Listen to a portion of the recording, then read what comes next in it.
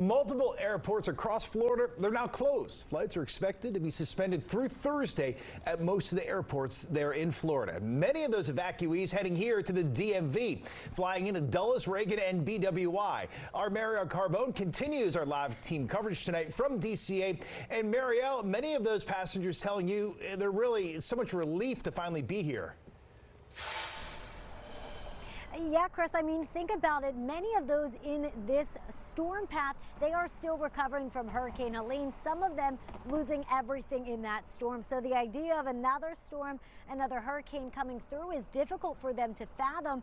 Passengers we spoke to say it was just a relief to be able to make it on a flight up north today. Across the Tampa Bay area, lines of backed up traffic and empty gas pumps as people try to evacuate ahead of Hurricane Milton. Seems like one station has it for a while and then they don't. Many heading as far north as the DMV. I am real fortunate. John Tersham was one of the last out of Tampa's airport this morning, landing at Dulles this afternoon.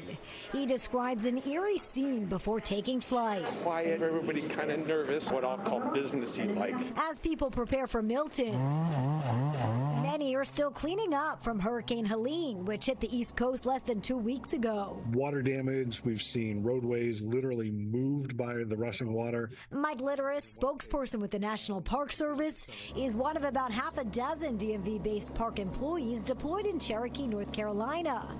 They're helping clean up damage along the Blue Ridge Parkway.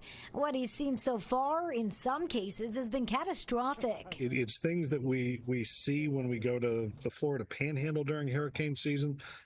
It's nothing that any of us ever expected to see this far north. The incoming storm, another battle, with MPS diverting some crews back to Florida. Stretched a little thin now until we see what happens with Milton. The rush now on to get emergency services in and people safely out as landfall gets closer. I just don't think anybody can grasp it unless you've ever gone through it.